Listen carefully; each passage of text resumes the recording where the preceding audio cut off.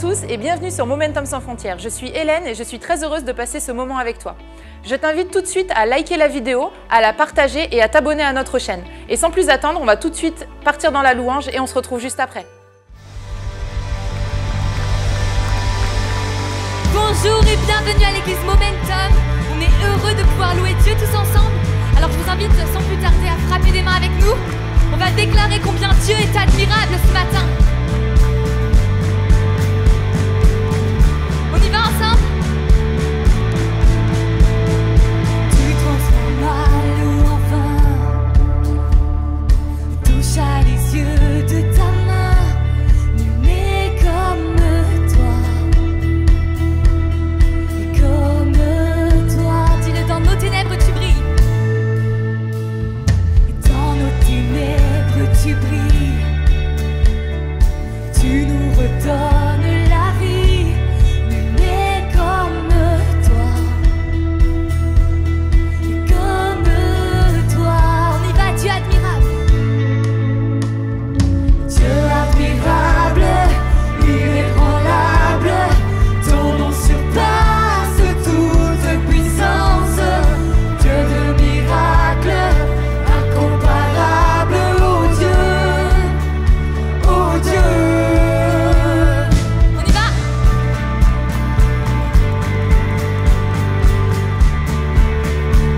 Dans nos ténèbres tu brilles. Tu nous redonnes la vie. Nul n'est comme toi,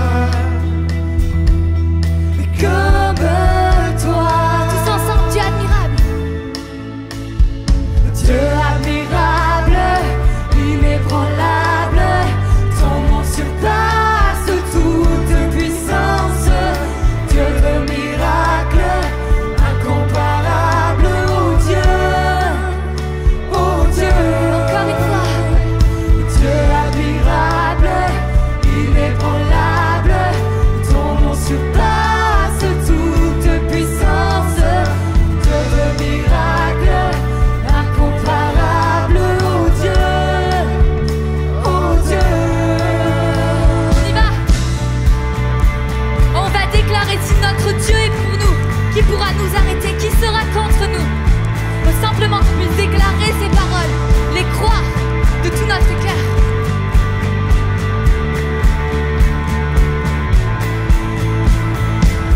Si notre Dieu est pour nous, qui pourra nous arrêter?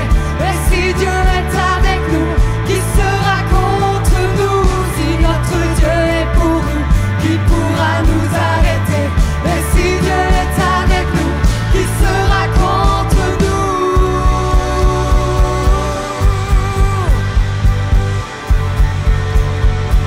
Qui sera contre nous? Alléluia. Dieu admirable, inébranlable, ton nom surpasse toute puissance. Dieu de miracles, incomparable, oh Dieu, oh Dieu.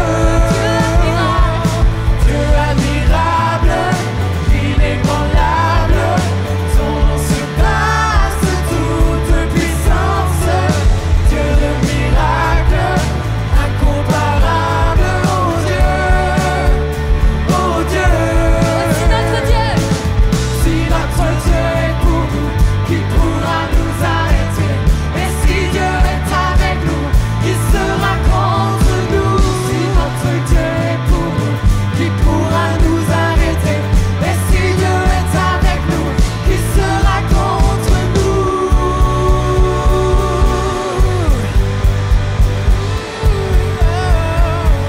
Qui sera contre nous?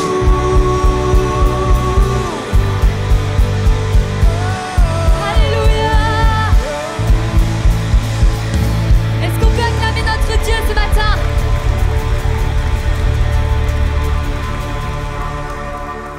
Oh, combien croient que Dieu est présent dans ce lieu ce matin? Combien croient que le Saint-Esprit est là? Oh, ce matin, on va déclarer des paroles. C'est pas simplement des paroles. On va déclarer: viens me trouver dans ce lieu. Simplement qu'on puisse ouvrir nos cœurs à Jésus, au Saint-Esprit qui est là. Viens me trouver dans ce lieu, Seigneur. Je suis là, je suis disponible, disposée. Tu connais mes difficultés, tu connais toutes les saisons de ma vie. Maintenant, Seigneur, ce rendez-vous, il est avec toi. Et je suis là. Viens me trouver. On y va ensemble. Je ne peux changer mon passé. Je ne peux contrôler mon futur. Mais je sais qu'ici maintenant, tu es là, ta promesse est certaine.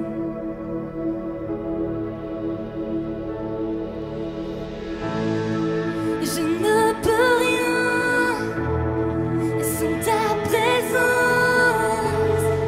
Viens me trouver dans ce lieu. Oh, dis-lui mon seul besoin. Mon seul besoin, c'est plus de toi. Viens me trouver dans ce lieu.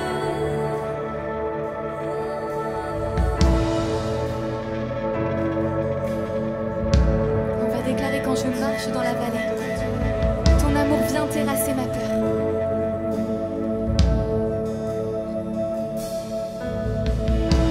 Et quand je marche dans la vallée, ton amour vient terrasser ma peur. Comme le soleil dessine l'ombre, et ta gloire apparaît dans ma faiblesse. Je ne peux rien. Je ne peux rien sans ta présence. Viens me trouver dans ce lieu. Mon seul besoin, c'est plus de toi. Viens me trouver dans ce lieu. Je ne peux rien. Et je ne peux rien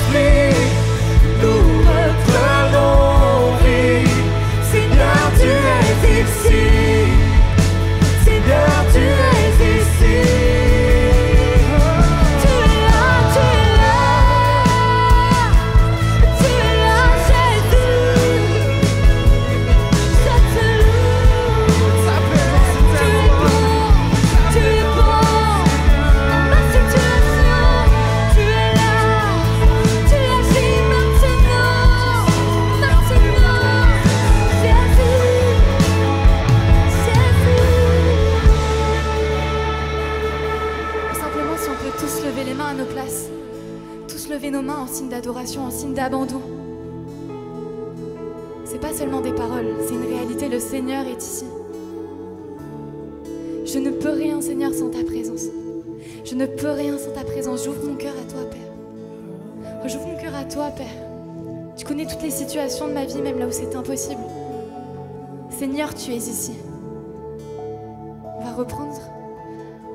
reprendre, je ne peux rien sans ta présence.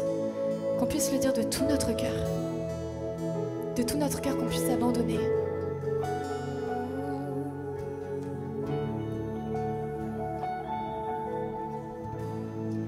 Je ne peux rien sans ta présence.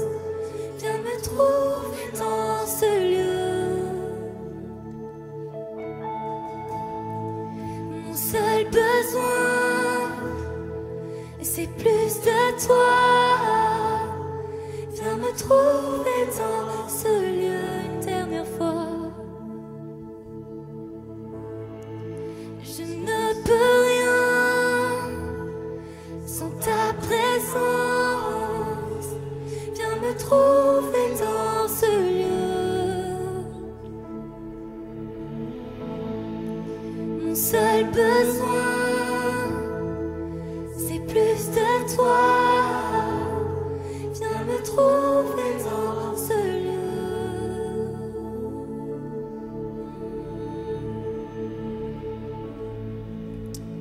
Alléluia, Seigneur, ce matin, Seigneur Jésus, comme nous l'avons déclaré, nous avons juste besoin de toi, Seigneur.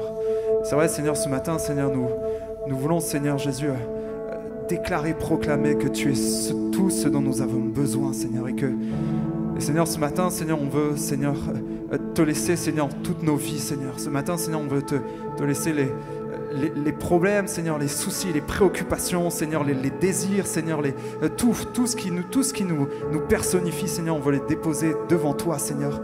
Et on veut seulement, Seigneur, avoir comme seule pensée, comme seul désir, Seigneur, c'est d'être plus près de toi, Seigneur.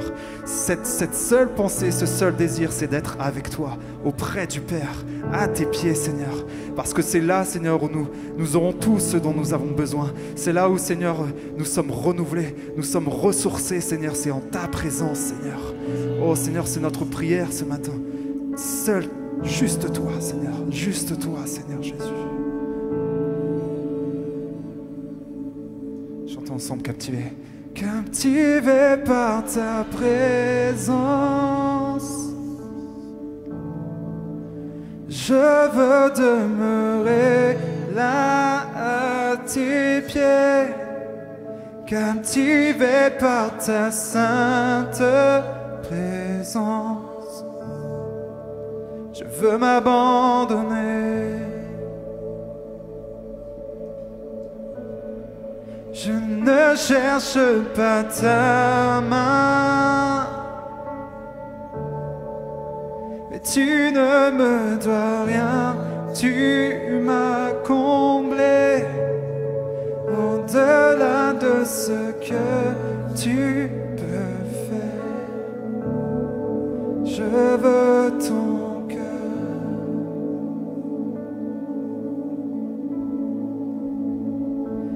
Pardonne-moi quand tout n'est qu'une habitude.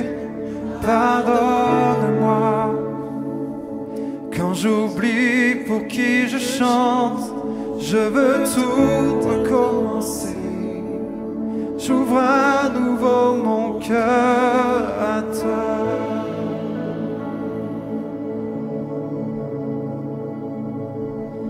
Pardonne-moi quand je ne pensais qu'à moi seul. Pardonne-moi lorsque toi seul ne suffit pas. Je veux tout recommencer. J'ouvre à nouveau mon cœur à toi. Captivé, captivé par ta présence, je veux demeurer là à tes pieds. Captivé par ta présence,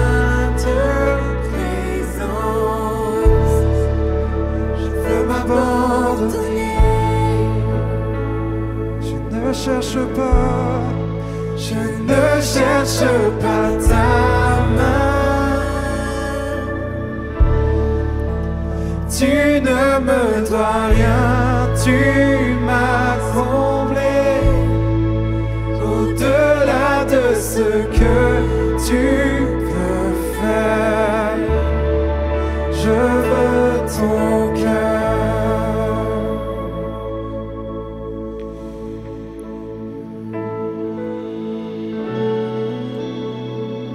Alors que nous allons chanter ces paroles, je veux ton cœur, rien au monde. Que vraiment nous puissions prendre juste ce temps devant Dieu et vraiment lui, avec nos propres mots, juste 15-20 secondes, et lui dire Seigneur, il n'y a que toi, il n'y a que toi. Je sais que tu veux, tout ce que tu veux c'est le meilleur pour ma vie, tout ce que tu veux c'est le meilleur pour ma vie, peu importe la situation par laquelle nous passons, Dieu a tout prévu, il voit tout en avance, tout par avance. Alors ce matin, juste disons-lui, tout ce que je veux c'est juste toi, je sais que le reste tu t'en occupes. Alors je crois que lorsqu'on lui dit Seigneur, je veux juste toi, c'est là où Dieu agit dans nos vies. Alors ce matin, ouvrons nos cœurs entiers, nos corps entiers, tous les pans de notre vie, tous les aspects de notre vie, laissons-lui tout gérer. Et juste lui dire Seigneur, je veux juste toi en moi, plus de toi. Que ce soit notre cri du cœur ce matin, plus de toi Seigneur.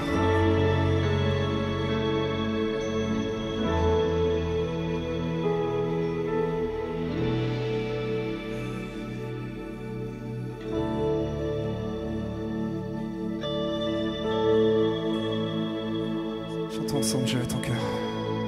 Je veux ton cœur. Rien au monde, rien au monde ne peut me combler. Je veux ton cœur. Rien au monde, rien au monde ne peut me combler. Je veux ton cœur, rien au monde, non rien au monde ne peut me combler. Je veux ton cœur, rien au monde, non rien au monde ne peut me combler. Je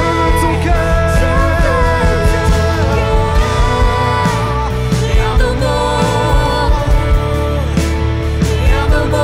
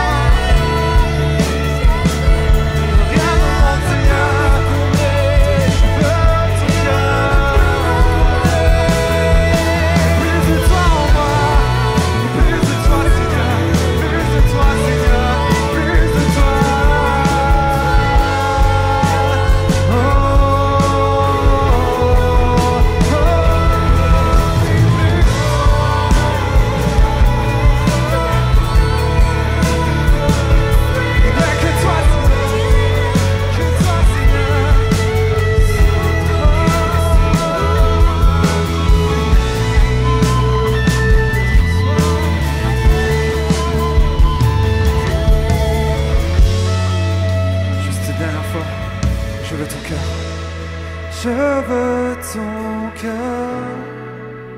rien au monde, rien au monde ne peut me combler.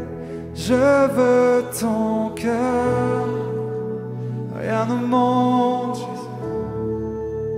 rien au monde ne peut me combler.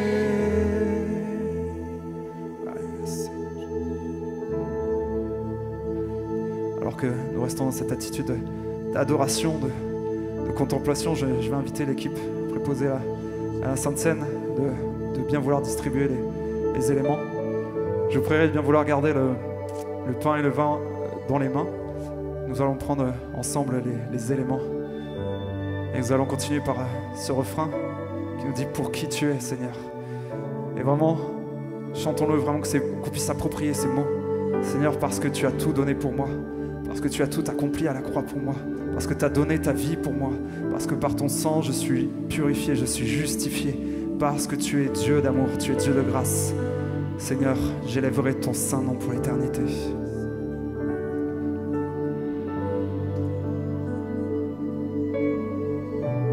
Chantons pour qui tu es.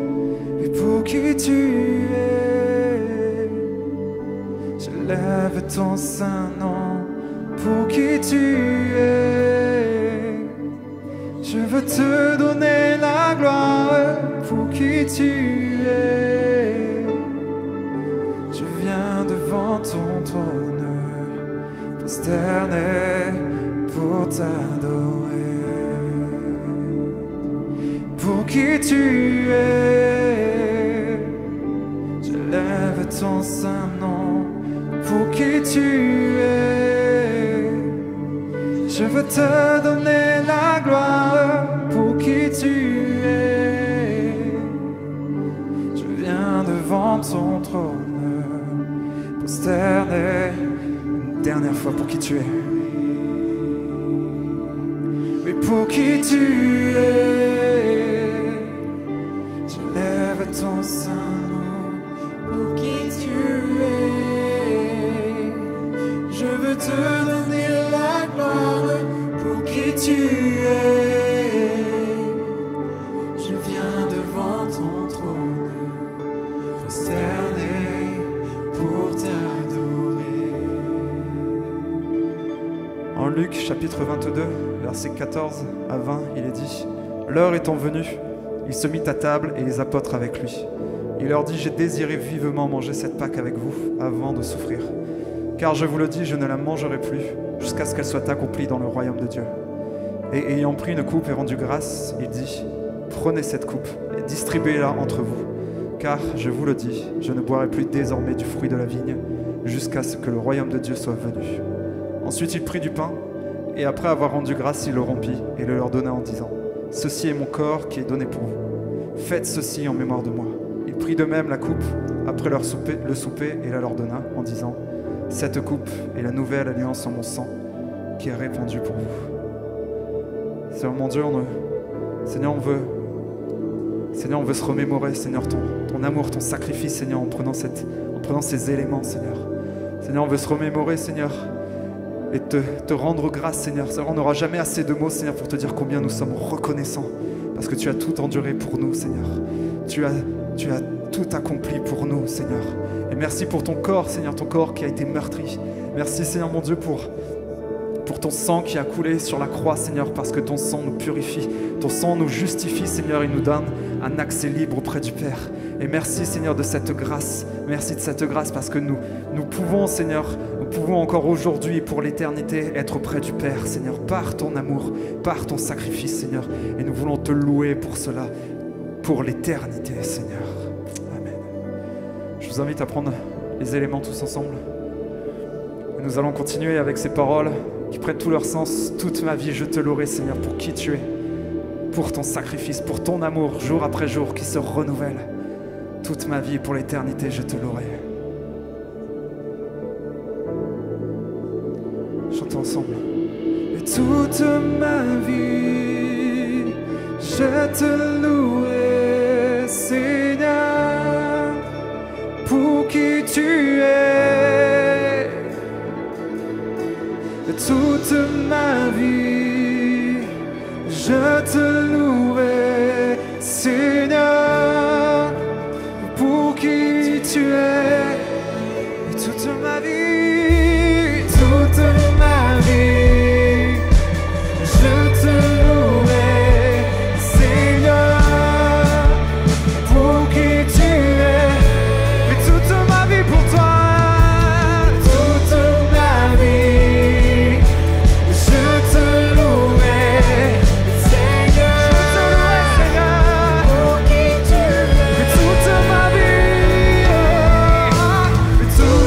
Ma vie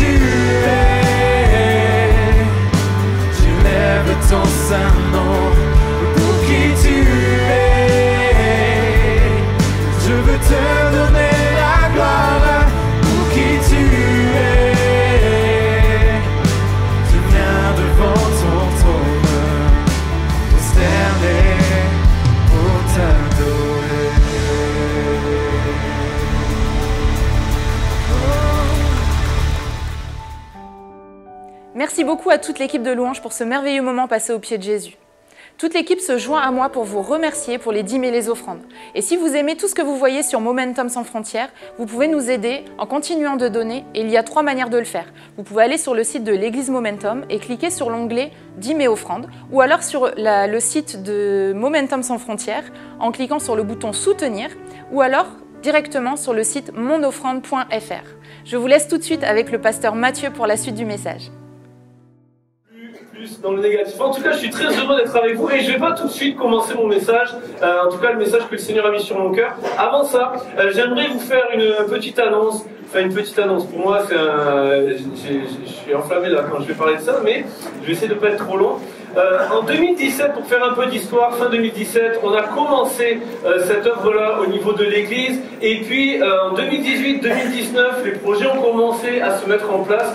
Et puis depuis 2020, avec l'arrivée, vous le savez, de la période du Covid, il y a beaucoup de choses qui ont été annulées, dont ces projets-là. Mais j'ai la joie de pouvoir vous dire qu'à partir de l'année 2023, nous allons reprendre notre élan, vision, tout ce que vous voulez, mais nos voyages missionnaires à l'étranger. Donc, vous inscrire à ces différents voyages. Si vous êtes juste curieux de savoir qu'est-ce qui s'y passe, à la fin de la célébration, quand vous sortirez sur votre droite, vous avez le kiosque information, et puis on est plusieurs à pouvoir se tenir là et pouvoir répondre à vos questions. Alors quand je parle d'élan missionnaire, je ne parle pas de juste une élite qui a envie de prendre un sac à dos un peu aventurier, qui n'est pas sélectionné pour Pékin Express et qui se dit ben, je vais faire des voyages missionnaires. Je ne m'adresse pas non plus à ceux qui ont une map monde à la maison et qui se disent tiens, j'ai jamais été encore allé, je ne suis pas encore allé à tel endroit. Je ne parle pas de ça, je parle juste de notre mandat en tant qu'Église. Vous recevrez le Saint-Esprit et vous serez mes témoins à Jérusalem, ça commence d'abord ici, en Judée, en Samarie et jusqu'aux extrémités de la terre. Ce serait dommage de ne pas aller jusqu'aux extrémités de la terre, c'est pour ça que le Saint-Esprit nous est donné. Alors certains, on va y aller physiquement, et puis là je m'adresse à l'église, peut-être que tout le monde ne partira pas loin au bout du monde, mais en fait si, tout le monde va y partir. C'est juste que tout le monde n'y partira pas de la même façon. Certains, vous serez dans l'avion avec les bagages, d'autres, vous aurez mis des choses dans les bagages, d'autres, vous aurez mis votre prière et vous nous suivrez et accompagnerez et ainsi de suite. L'idée, c'est de comprendre que c'est notre identité en tant qu'Église, ça fait partie de notre mandat d'être des témoins à Jérusalem, en Judée, en Samarie et jusqu'aux extrémités de la terre. Donc rapidement, notre vision missionnaire, notre élan missionnaire, vous mettez les mots que vous voulez, mais l'idée, ça va être de reprendre, de redynamiser cet élan missionnaire. Alors d'abord, on commence, on ne va pas aller aux 4 coins du monde d'abord, mais d'abord c'est déjà dans notre quartier. Les quartiers qui sont juste en face, et là je parle de Quartier Libre, cette œuvre que nous faisons depuis 11 ans et demi maintenant. Alors certains, vous avez fait Quartier Libre dans votre vie un jour, d'autres, vous allez le faire bientôt. Mais Quartier Libre, c'est très simple, c'est rejoindre les enfants là où ils vivent, apprennent et jouent, et les aider à grandir dans leur relation à Dieu, à soi, à l'autre. Et donc on a commencé ça février 2011, et nous poursuivons ça depuis des années. Donc aujourd'hui avec Finet et Amandine qui sont les leaders de cette équipe, et qui, mois après mois, chaque mois, cet après-midi, même s'il fait -5, ils seront dans le quartier de Carrier pour rejoindre les enfants là où ils vivent, apprennent et jouent. Et hier, ils étaient sur un autre quartier de Lormont, et donc tous les mois, ils font 2 quartiers de la ville de Lormont. Et l'idée, c'est de pouvoir commencer à être des témoins avant d'aller aux 4 coins du monde, juste d'aller dans le quartier qui est juste à côté et de communiquer le cœur de Jésus, le cœur de Dieu, l'amour du Père qui est venu nous rencontrer. On veut le transmettre à des enfants qui ont besoin d'entendre ce message et de recevoir l'espoir qui se trouve en Jésus. Vous êtes d'accord avec ça? Ensuite, il y a quelque chose qui va se développer, qui va être un petit peu nouveau, vous le voyez, Calais, 7 à 8 voyages tout au long de l'année. La semaine dernière, j'étais sur Momentum Bruxelles avec l'église là-bas, mais avec une petite équipe. J'étais parti un peu plus tôt parce que le vendredi, nous étions sur Calais dans un des camps de migrants. Vous savez qu'avant il y avait la jungle de Calais, le mot n'est pas joli, mais c'est celui-là qui est utilisé, qui a été démonté depuis. Il y avait 9000 personnes qui étaient là-bas, et depuis ça s'est réparti, c'est très réparti en termes d'ethnie, et on était essentiellement avec des Érythréens et qui sont en attente de pouvoir passer la Manche et aller au Royaume-Uni. Et on était avec un couple qui fait ça depuis une dizaine d'années.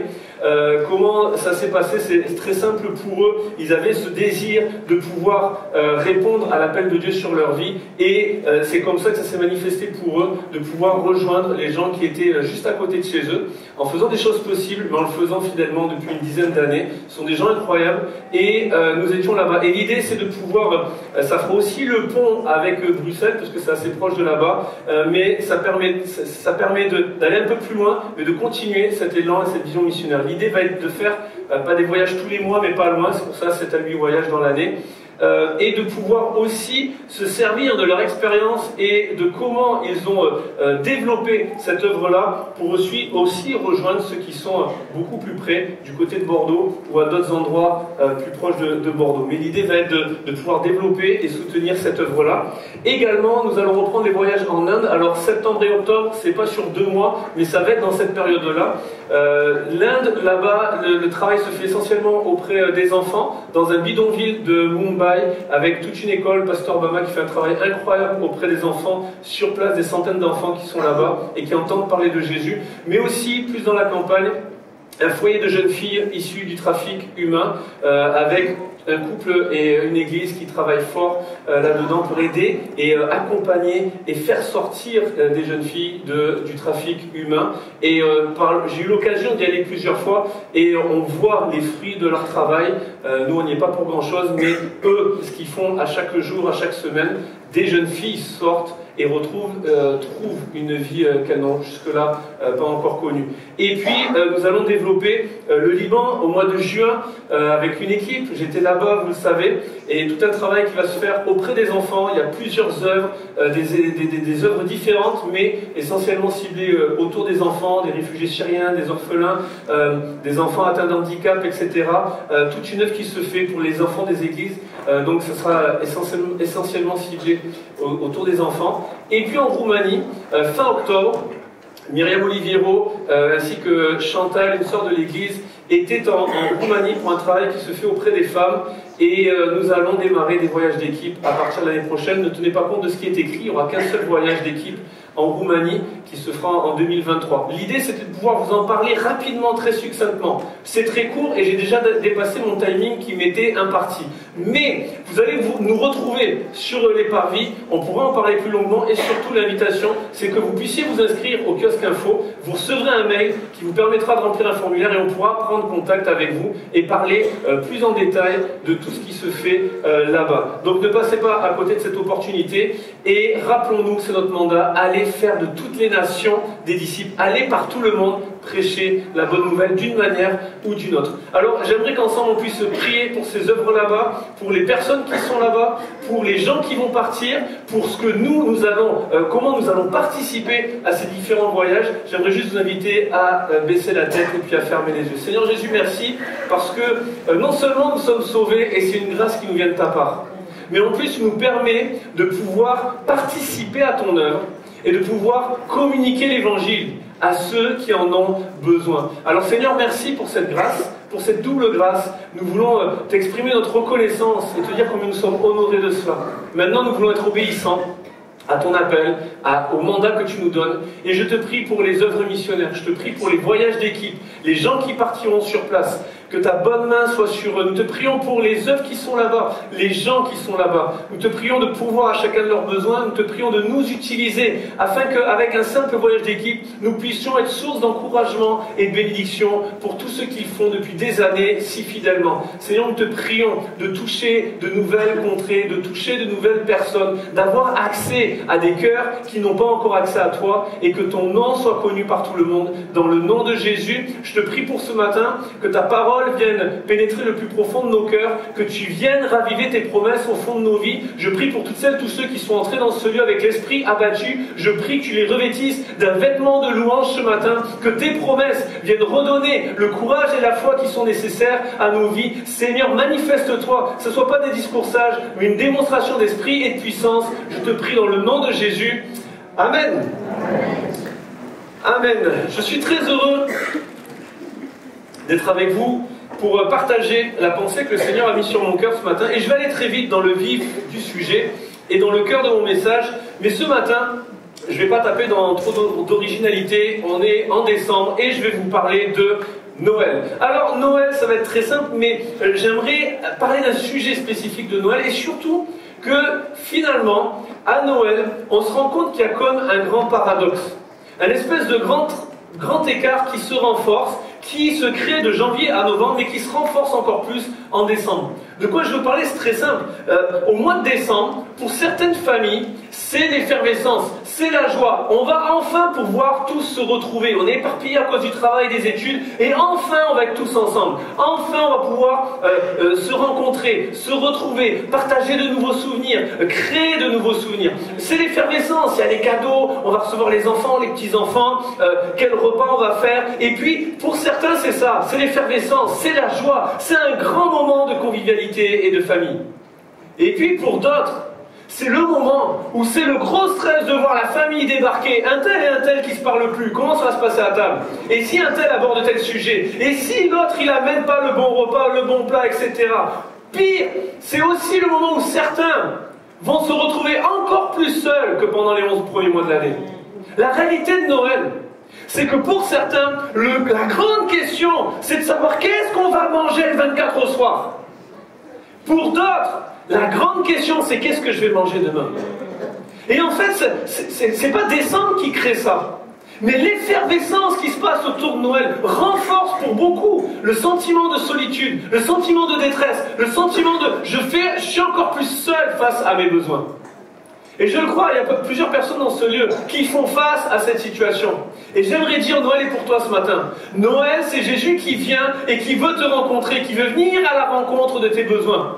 Et il y a ce grand écart de janvier à novembre, c'est comme si, bon, on ne s'est pas parlé, on s'est ignoré, mais là en décembre, on va être l'un en face de l'autre à table. Qu'est-ce qui va se passer?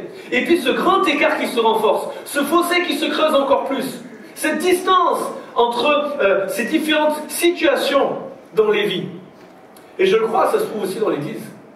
Ce moment où c'est l'effervescence, yes, on va célébrer Jésus, on va célébrer la naissance de Jésus, on va faire la fête, on va faire le spectacle, ça va être génial. Mais en même temps, ce sentiment d'effervescence qui renforce encore plus le sentiment de détresse et de solitude.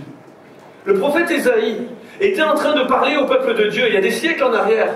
Il parlait, il avertissait le peuple de Dieu que si vous continuez de désobéir à Dieu, on va être envahi, on va être déporté et la bénédiction de Dieu va nous être enlevée.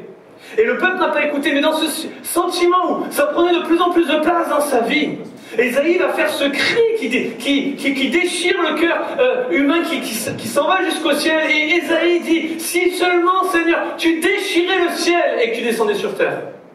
Et je crois que pour certains, le mois de décembre ressemble à ça.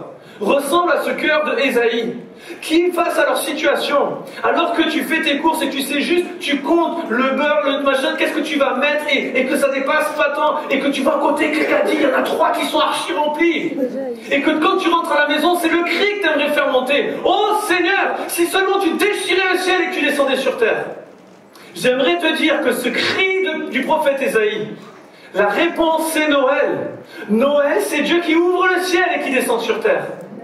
Noël, c'est cette naissance de Jésus, c'est Dieu qui se fait homme, qui ouvre le ciel et qui vient pour chacun d'entre nous rencontrer chacun d'entre nous dans nos besoins. Alors je veux dire à quelqu'un, Noël c'est pour toi ce matin. Et alors que Ésaïe ouvrait son cœur devant Dieu, Noël est cette réponse, et il y a des promesses qui accompagnent Noël. Et c'est simplement le titre de mon message, les promesses qui accompagnent Noël. J'aimerais dans les 4 prochaines heures partager les 28 promesses qui accompagnent Noël. Vous n'avez pas dit non, donc on est parti. Alors, change de timing, on est... Les promesses qui accompagnent Noël. Noël, la naissance de Jésus, s'inscrit quand même dans un contexte particulier. Ça s'inscrit dans un contexte où le peuple juif, le peuple d'Israël, est sous l'occupation romaine. Ils sont occupés par les Romains. Et en plus de ça, il y a l'injustice sociale qui prend place de plus en plus. Et en plus de ça, il y a l'injustice religieuse qui prend place de plus en plus. Il y a cette distance, il y a ce contexte d'injustice qui est incroyablement criant. Et en plus de ça, entre le dernier verset du dernier chapitre du dernier livre de l'Ancien Testament et le premier verset du premier livre, du premier chapitre du premier livre du Nouveau Testament, il y a plusieurs siècles qui séparent ces 2 versets. Et c'est comme si, dans la vie du peuple de Dieu, Alors que des siècles auparavant, Dieu parlait à travers les prophètes. Dieu envoyait des prophètes et parlait à son peuple. Il y a plusieurs siècles, comme s'il y avait plusieurs siècles de silence divin. Où non seulement il y a l'oppression, non seulement il y a l'occupation, non seulement il y a l'injustice, mais en plus il y a ce silence divin qui prend place, de plus en plus. Et on ne va pas se le cacher, je ne sais pas comment vous réagissez avec le silence. Il y a des gens, ils n'aiment pas le silence, c'est incroyable. On a une de nos filles, c'est impossible. Des fois, juste une fois, je me souviens, je lui avais dit, bon écoute, maintenant, tu parles plus. C'est impossible, il faut qu'elle parle. Et c'est comme ça. Et il y en a, je pense que vous reconnaissez aussi, ou certains de vos enfants, ou de vos petits-enfants, ou votre voisin. Mais ce n'est pas le moment de le regarder. Mais on réagit de manière différente. Et il y a des silences différents. Il y a des silences qui sont reposants dans nos vies. Si, quand tu es parent de 5 enfants, il y a des silences qui font du bien. C'est le soir à 22h30, quand tu te retrouves devant ton plat qui est froid depuis 1 heure, et qu'enfin tu peux commencer à le déguster, tu te rends même plus compte du silence, mais alors que tu commences à amener cette cuillère froide jusqu'à ta bouche, et que tu entends « Papa, ta couverture est mal mise », là tu te dis « Le silence me faisait du bien ». Mais en tant que parent, les amis, on va pas se le cacher, il y a des silences, ils sont inquiétants. Quand tu as 5 enfants et qu'il n'y a pas un bruit dans la maison, tu es tout le temps en train de leur dire silence, arrêtez, machin. Mais quand il n'y a pas de bruit, tu dis ça sent pas bon l'affaire, faut que je monte à aller voir. Et il y a des silences, ils sont pesants dans nos vies. Un silence dans un couple, un silence dans une relation entre parents et enfants. Silence quand tu partages un projet à ton leader, à ton pasteur, que tu ouvres ton cœur. Et que tu lui partages tout ce que tu as, et toi tu te dis, il va te dire, ouais génial, vas-y go, on y va, on va prier, je vais te soutenir, je vais t'encourager, je vais être ton mentor et tout ça, et que face à ce que tu lui partages pendant 20 minutes, à la fin des 20 minutes, quand tu attends juste un, vas-y on y va, tu as juste un silence qui s'installe. Pendant 5, 6, 10, 15, 20 secondes. C'est dur, il y a des silences qui sont pesants. Et je le sais, il y a des personnes, vous êtes venus dans ce lieu, et ça fait des semaines et des semaines que vous priez, que vous attendez quelque chose de la part de Dieu. Et vous avez l'impression que Dieu vous fait silence. Et ça ne dure peut-être pas des siècles comme le peuple d'Israël. Mais ce silence divin, il est pesant. Je vis l'injustice, je vis l'oppression, je vis un contexte difficile. Et en plus, Seigneur, tu fermes le ciel. Aussi seulement tu ouvrais le ciel et que tu descendais. J'ai une bonne nouvelle pour toi ce matin. Dieu a fait une promesse. Il a ouvert le ciel, il est descendu sur la terre. Et Noël, c'est Dieu qui brise le silence et qui vient accomplir ses promesses.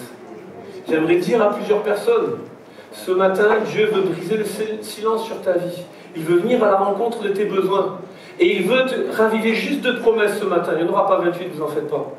Mais la première, Dieu ne t'a pas oublié. Permets-moi de te tutoyer juste un instant ce matin. Dieu ne t'a pas oublié. Dieu ne t'a pas oublié.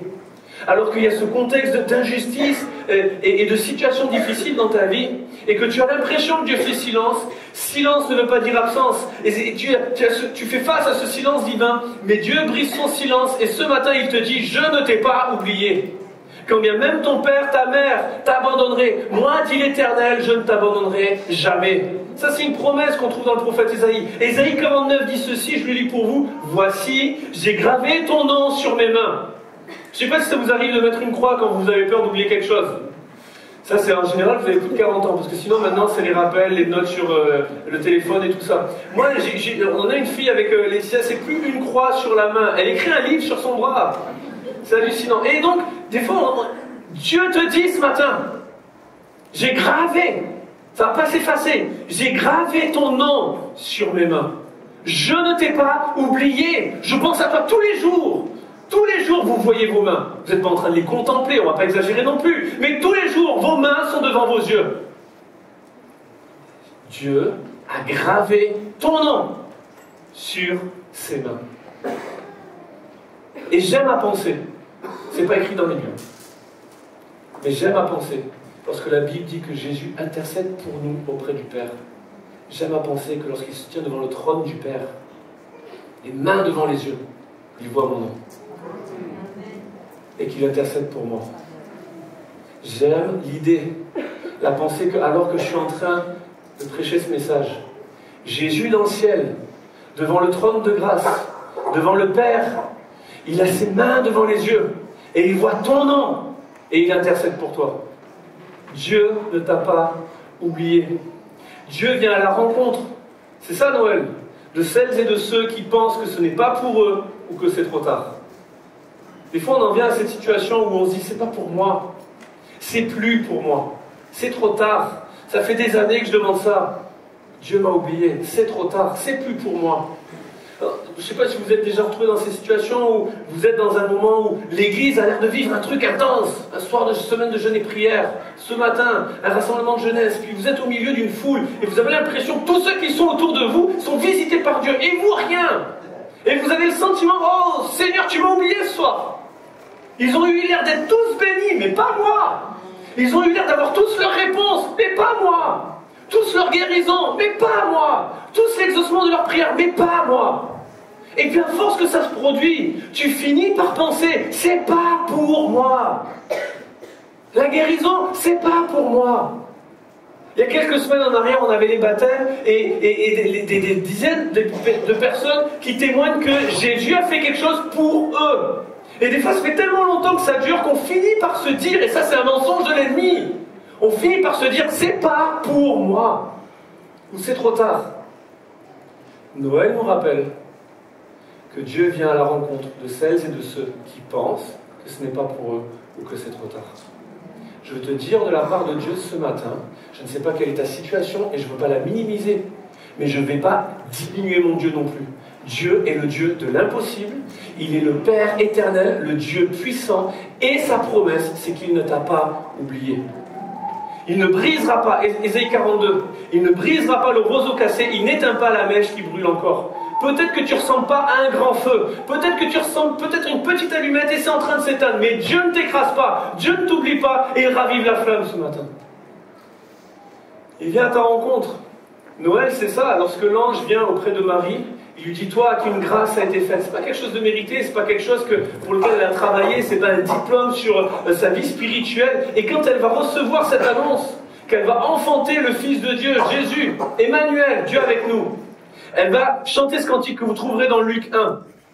Elle va chanter, mon âme exalte le Seigneur, mon esprit se réjouit en Dieu, mon Sauveur, parce qu'il a jeté les yeux sur la bassesse de sa servante.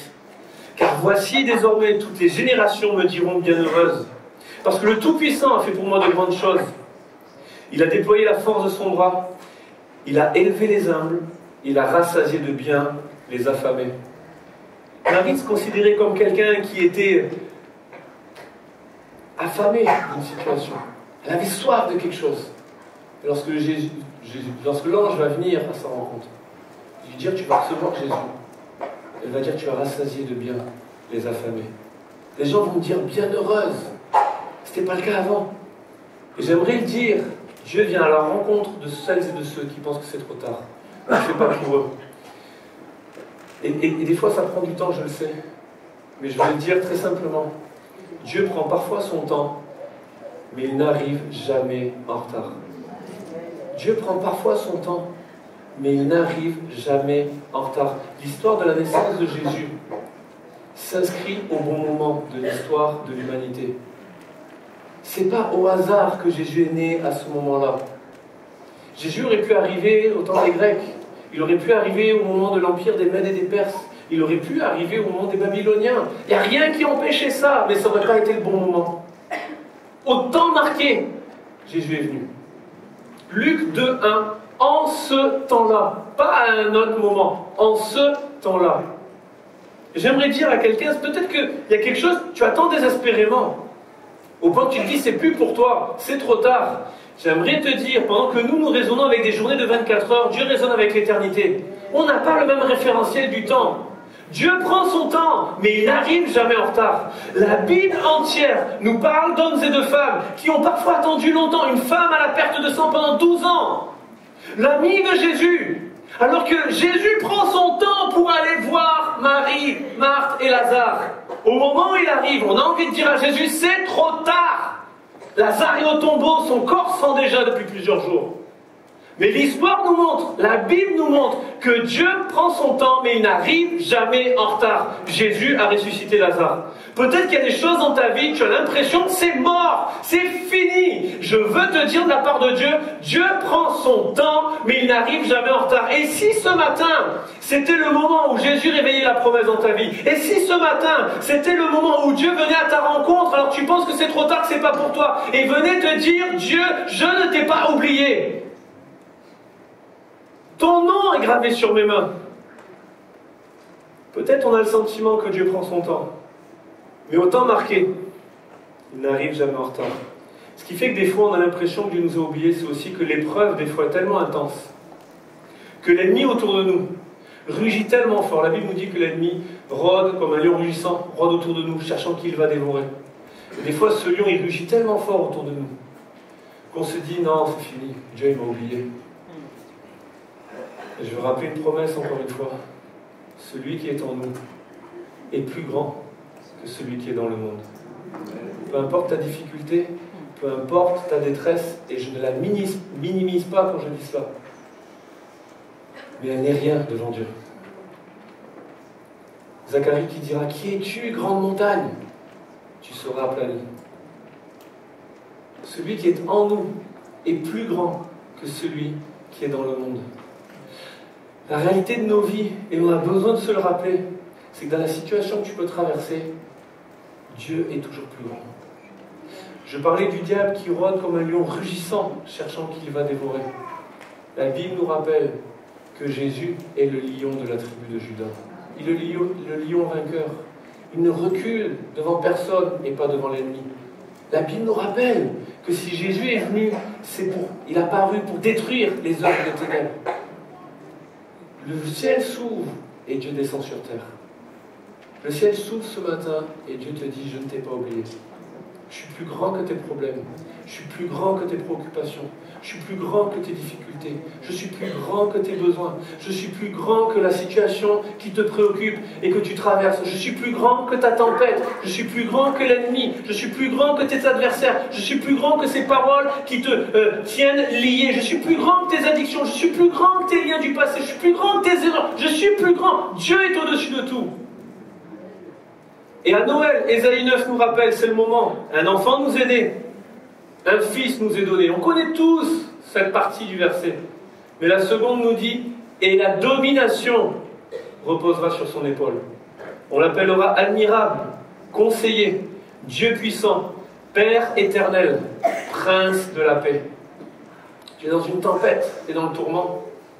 Jésus est le prince de la paix. Il peut amener la paix dans ta tempête. Tu fais face à une impossibilité. Noël, c'est Jésus qui est le Dieu puissant.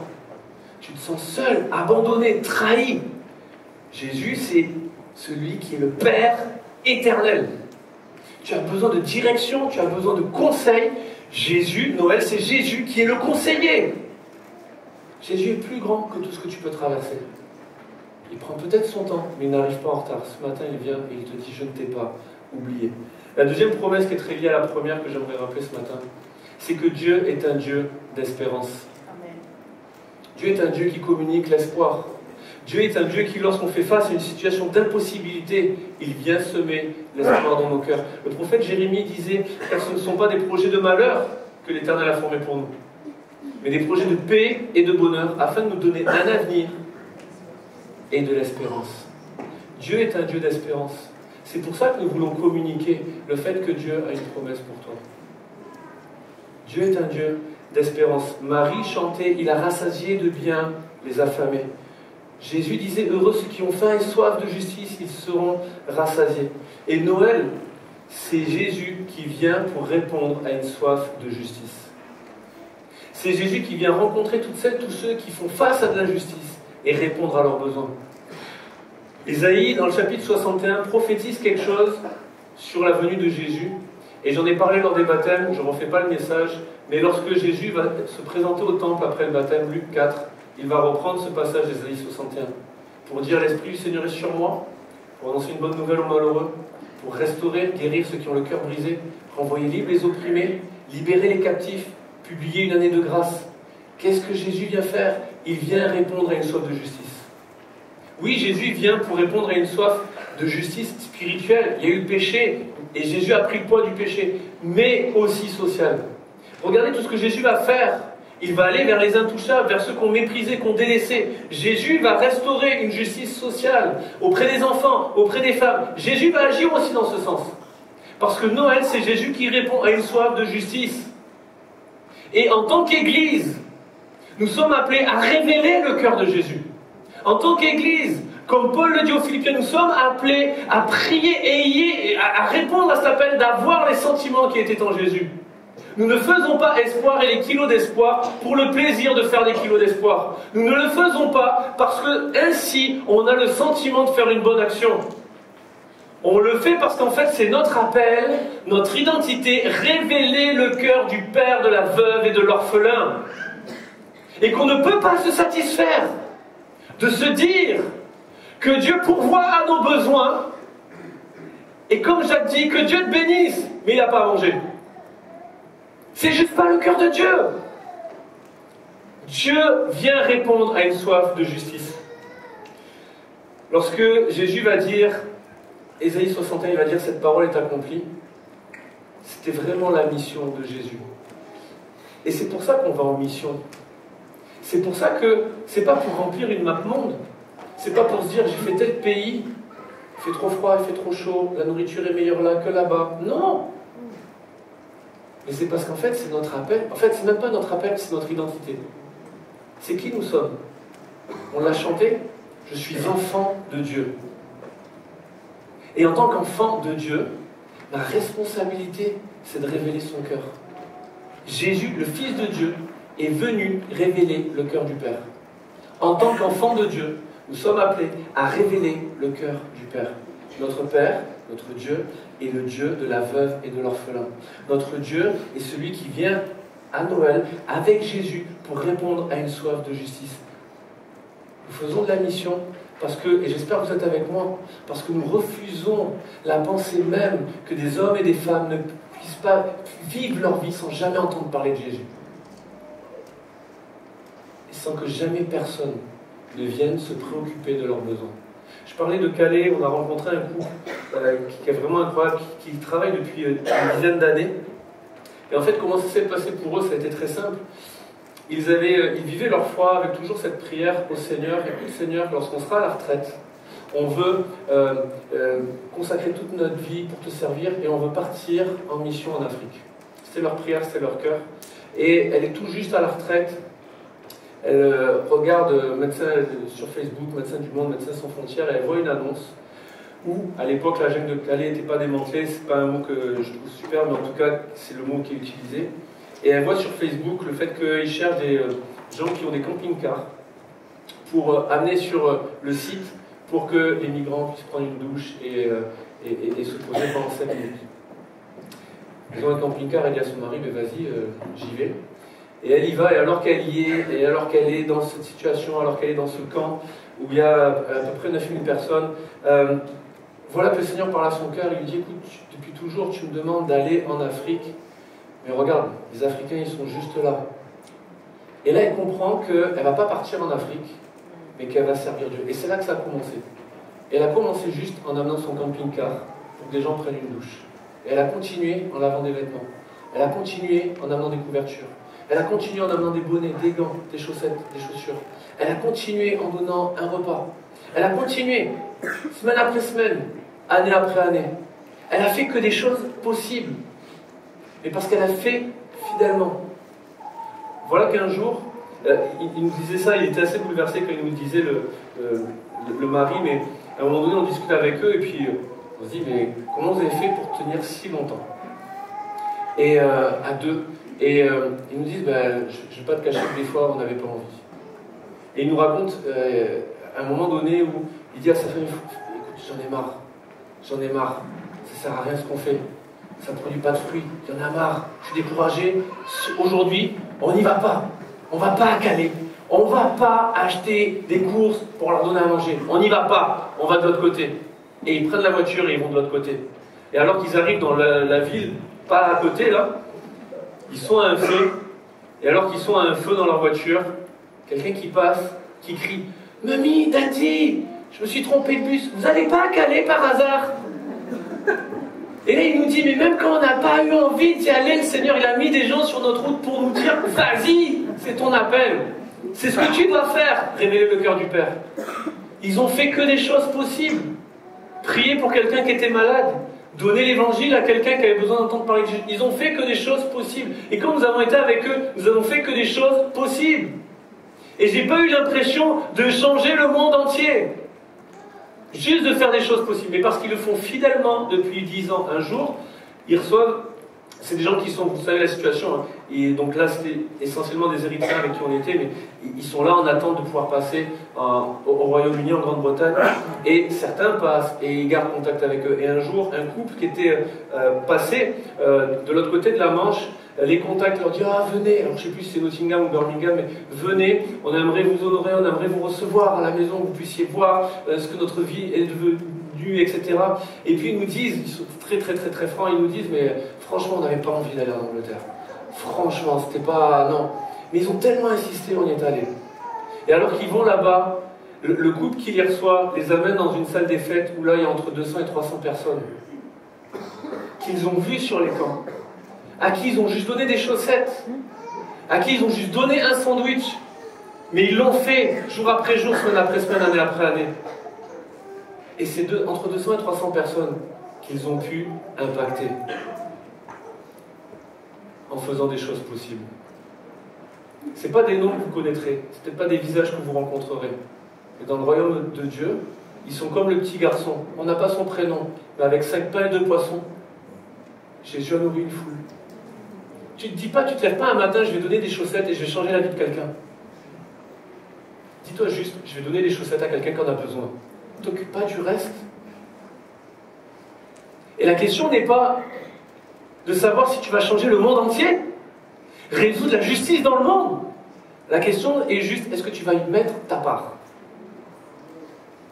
Pasteur Bill Wilson dit souvent, je peux me plaindre de l'obscurité ou je peux allumer une bougie.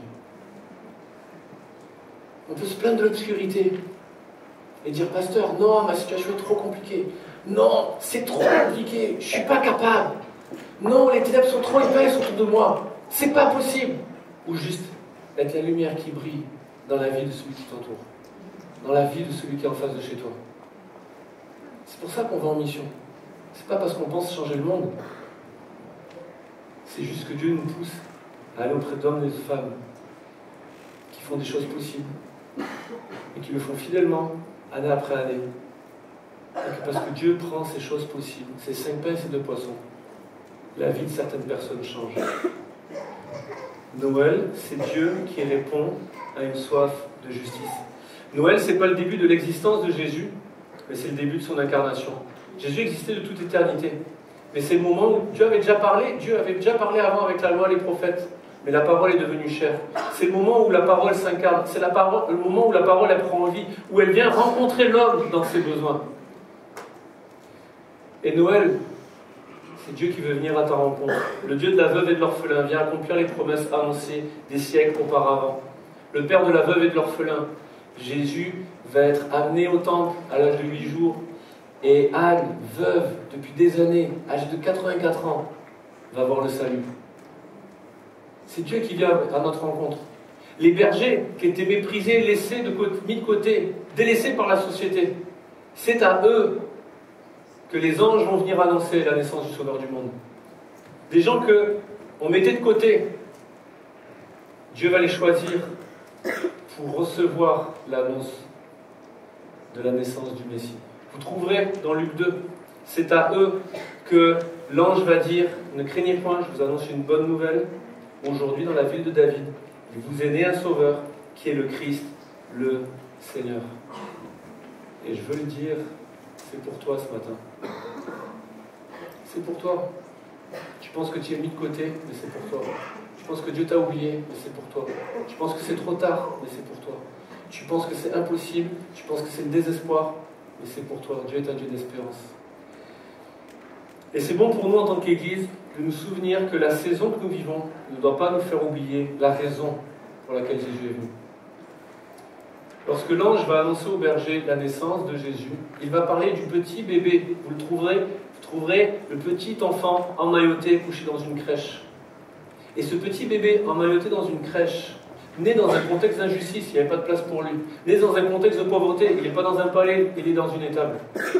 Celui qui s'est identifié à nos besoins, enveloppé de notre humanité, ce petit enfant Jésus ne doit pas nous faire oublier que ce petit enfant Jésus est venu pour sauver le monde. La saison ne doit pas nous faire oublier la raison. Je parlais d'injustice, je vais vous ouvrir mon cœur, et peut-être qu'il n'y aura pas beaucoup de amen à ça, et c'est pas très très grave. C'est pas pour ça que je vais le dire. Mais la plus grande injustice dans le monde,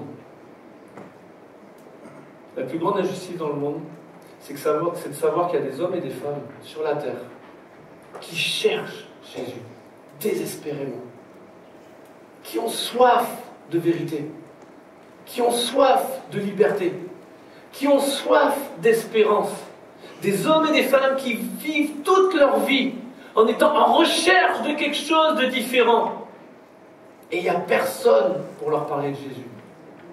Et dans le même temps, il y a des hommes et des femmes qui pourraient passer H24 à regarder des réels, écouter des messages, lire des livres, lire la Bible, et ne partagent pas la bonne nouvelle. La plus grande injustice dans le monde, c'est de savoir que nous avons accès à tout. Que d'autres aimeraient ces choses, mais il n'y a personne pour leur donner. Il n'y a personne pour aller vers eux. La plus grande injustice, c'est de me dire que dans les quartiers, il y a des enfants qui grandissent avec comme discours quotidien. Je ne vous parle pas d'aller à des milliers de kilomètres, juste la rue d'en face. Des enfants qui entendent quotidiennement, que ce soit par les médias, par leurs parents, par leurs profs, tu n'es pas né au bon endroit, tu n'es pas dans le bon quartier, tu n'y arriveras pas, il n'y a pas d'espoir pour toi, tu n'étais pas désiré, tu es l'erreur d'une nuit, l'erreur d'une soirée, et de me dire, je sais qu'il y a un espoir pour eux, je sais qu'il y a une solution pour eux, et ne pas y aller, ça c'est injuste. Me dire qu'il y a des gens dans le monde, ils aimeraient lire la Bible juste dans leur langue, pour pouvoir découvrir qu'il y a un Jésus qui existe, qu'il y a Dieu qui s'est fait homme, qui est venu mourir pour eux, les sauver. Mais qu'il n'y a personne pour le faire. Et que moi, je peux passer ma vie à lire la Bible sans jamais m'arrêter, à voir des nouveaux messages et des livres et plein de choses, et ne pas les partager. Noël, la saison, ne doit pas nous faire oublier la raison. J'aimerais vous lancer un défi un peu fou. Stéphanie ne m'en veut pas. Nous remplissons 3 célébrations chaque week-end. La saison qui ne nous fait pas oublier la raison. Je vous lance un défi. La semaine prochaine, faisons 6 célébrations. Je ne demande pas de ramener la ville de Lormont et l'agglomération de Bordeaux. Juste une personne. 3 fois 2, ça fait 6. Je vous lance ce défi. Ne m'en veux pas, Stéphanie, ça va bien se passer. J'ai pas les horaires encore. On vous annoncera sur les réseaux sociaux. Mais j'aimerais vous lancer ce défi. Et en vrai de vrai, je suis pas en train de rire. En vrai de vrai, la saison ne doit pas nous faire oublier la raison. Le petit enfant emmailloté dans la crèche ne doit pas nous faire oublier que c'est le sauveur du monde. Les bergers vont recevoir, je vais inviter les musiciens à me rejoindre sur scène. Les bergers vont recevoir l'annonce. Que vont-ils faire automatiquement? Ils vont partager la bonne nouvelle. Lorsque les anges les eurent quittés pour retourner au ciel, les bergers se dirent les uns aux autres, allons jusqu'à Bethléem et voyons ce qui est arrivé, ce que le Seigneur nous a fait connaître. Ils y allèrent en hâte, ils se sont dépêchés. Et ils trouvèrent Marie et Joseph et le petit enfant couché dans la crèche. Après l'avoir vu, ils racontèrent, ils ont fait quelque chose de possible. Ils racontèrent ce qui avait été dit au sujet de ce petit enfant. Tous ceux qui les entendirent furent dans l'étonnement de ce que leur disaient les bergers. Les bergers s'en retournèrent, glorifiant et louant Dieu pour tout ce qu'ils avaient vu et entendu, et qui était conforme à ce qui leur avait été annoncé. Les bergers qu'on mettait de côté, c'est eux que Dieu est venu les trouver. C'est à eux que Jésus a été annoncé. Et quand ils ont reçu cette nouvelle, ils l'ont partagée. Ils ont juste raconté. Et les gens qu'on mettait de côté devenus ceux qu'on écoutait. On n'en voulait pas, mais on a voulu leur message.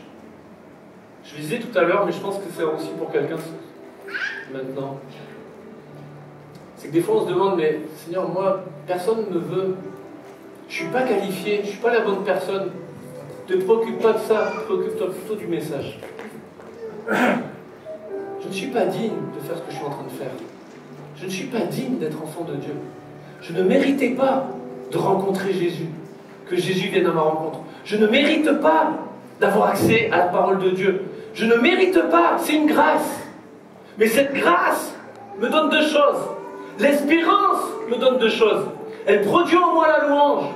Seigneur, je suis tellement reconnaissant de ce que tu es venu sur ma terre, de ce que tu es né dans les tables de mon cœur, de ce que tu es venu me rencontrer dans mes besoins.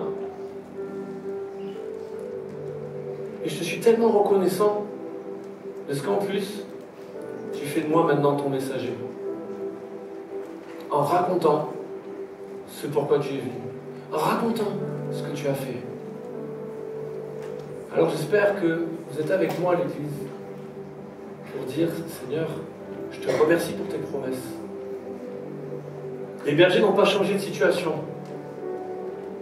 Ils étaient méprisés. C'était toujours des bergers. Ils portaient un message.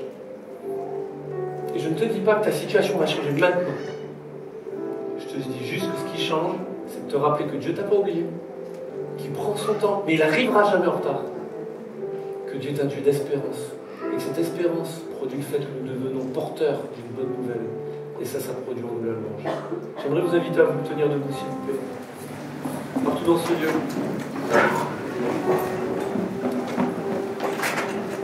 Ésaïe 61, dans les promesses que Ésaïe va donner, qui accompagnent Noël, il dit, l'Esprit du Seigneur est sur moi pour leur donner un vêtement de louange à la place d'un esprit abattu. Et je crois que ce matin, plusieurs sont venus avec un esprit abattu et vous allez repartir avec un vêtement de louange. De berger, vous resterez berger. De votre situation, vous resterez peut-être dans votre situation. Il y a quelque chose qui va se passer ce matin. C'est que l'esprit abattu, vous allez revêtir un vêtement de louange. Parce que vous avez trouvé l'espérance en Dieu. Alors qu'on est tous debout, je ne vais pas faire un appel à venir sur le devant, lever la main ou autre, mais simplement partout où on est, si je peux juste demander à chacun de fermer les yeux, s'il vous plaît. J'aimerais vous inviter à prier avec moi. Seigneur, merci parce que tu es ce Dieu fidèle. Tu es ce Dieu, tu n'es pas un homme pour mentir, pour te repentir. Tes promesses sont oui et amen en Jésus. Alors ce matin, nous voulons te remercier pour tes promesses, te remercier parce que Noël, c'est Dieu qui brise le silence et qui vient accomplir ses promesses. Seigneur, merci de sceller cette promesse dans le cœur de quelqu'un ce matin, que tu ne l'as pas oublié. Merci de rappeler à ton Église que tu es ce Dieu d'espérance, que tu veux donner un avenir rempli d'espérance. Oui, ce matin, en tant qu'Église, nous voulons dire, nous voulons relever ce défi, que la saison ne nous fasse pas oublier la raison, et que nous soyons porteurs de cette bonne nouvelle, messagers de cette bonne nouvelle, comme les bergers. Dans le nom de Jésus, je prie pour toutes celles et tous ceux qui se sentent oubliés, qui pensaient que c'était trop tard. Je prie que ton esprit vienne les saisir ce matin, que ton amour vienne les rencontrer, que ta présence les environne, Seigneur Jésus, et qu'ils entendent cette parole, que tu ne les as pas oubliés. Toutes celles et tous ceux qui cherchaient désespérément un espoir, je prie qu'ils trouvent l'espérance en toi, qu'ils soient renouvelés dans leur foi, fortifiés, que tu viennes les rencontrer dans leurs besoins, dans le nom de Jésus. Je te prie encore pour toutes les œuvres qui vont prendre place, que ta grâce repose sur chacun, et que ce matin, l'esprit abattu soit revêtu d'un vêtement de louange. Seigneur, nous voulons prendre le temps de te louer et de t'adorer pour tes promesses, pour ta promesse en nous, qui est l'encre de notre foi. C'est ni par force, ni par puissance, mais seulement par ton esprit. Alors merci pour tes promesses, merci pour ta parole, merci pour la confirmation de ta parole, par des signes, des prodiges, des miracles dans nos vies. Merci parce que ce que ta bouche dit, ta main l'accomplit. Merci parce que ce que tu avais promis aux bergers, ils ont tout trouvé comme ça avait été annoncé. Et nous pouvons certifier que ta parole est la vérité, que ta parole est vraie, qu'elle est une puissance de vie pour tous ceux qui la reçoivent. Et à tous ceux qui l'ont reçue, elle donne le pouvoir de devenir enfant de Dieu. Alors merci pour ta parole, merci pour tes promesses ce matin. Tu ne brises Tu n'éteins pas la mèche qui fume encore. Nos noms sont gravés dans le creux de tes mains. Merci pour tes promesses ce matin. Ta promesse en nous est l'encre de notre foi. Et nous voulons le déclarer, nous voulons le chanter, nous voulons l'attester à nos vies, le proclamer, le déclarer à nos vies. Ta promesse en nous est l'encre de notre foi. Que ton nom soit béni, Jésus. Merci Pasteur Mathieu pour ce merveilleux message. Si toi aussi il t'a plu et il t'a béni, n'hésite vraiment pas à partager autour de toi. Ça permettra à la chaîne de se faire connaître encore plus et de pouvoir bénir encore plus de gens. Je vais maintenant te présenter le programme de la semaine sur Momentum Sans Frontières. Alors le mardi à 19 h, pour tous les nouveaux, il y aura un apéro de bienvenue où tu pourras retrouver toutes les informations sur les groupes de maison où tu pourras également t'inscrire. À 20 h, le mardi également, juste après l'apéro de bienvenue, tu auras sur YouTube et dans le groupe du QG une vidéo qui parle des mamans en prière. Et ensuite le mercredi, dès 6 h du matin, avec Nirina en Zoom, le groupe Femmes de prière. Encore une fois, on tenait à vous remercier pour les dîmes et les offrandes, parce que sans vous, tout cela ne serait pas possible. Si vous voulez donner, il y a 3 façons de le faire. En allant sur le site Église Momentum et en cliquant sur l'onglet Dîmes et offrandes, ou alors en allant sur le site de Momentum Sans Frontières et en cliquant sur le bouton Soutenir, ou encore en allant sur monoffrande.fr. Je suis très heureuse d'avoir passé ce merveilleux moment avec vous. Et maintenant, j'ai une annonce exceptionnelle à vous faire. Ne ratez pas, la semaine prochaine, nous allons passer le réveillon de Noël ensemble. Nous allons pouvoir voir samedi à 23 h le spectacle de Noël de l'église Momentum. Ça va vraiment être un spectacle magnifique. Il y a des dizaines et des dizaines de bénévoles qui ont travaillé fort pour produire ce spectacle, pour pouvoir célébrer Jésus ensemble. Ce spectacle est aussi conçu pour les enfants. Donc vous allez pouvoir passer ce réveillon en famille à regarder le beau spectacle de Noël. Merci pour votre fidélité et merci d'avoir partagé ce bon moment avec nous. On vous souhaite une très belle semaine et on vous dit à samedi 23 h.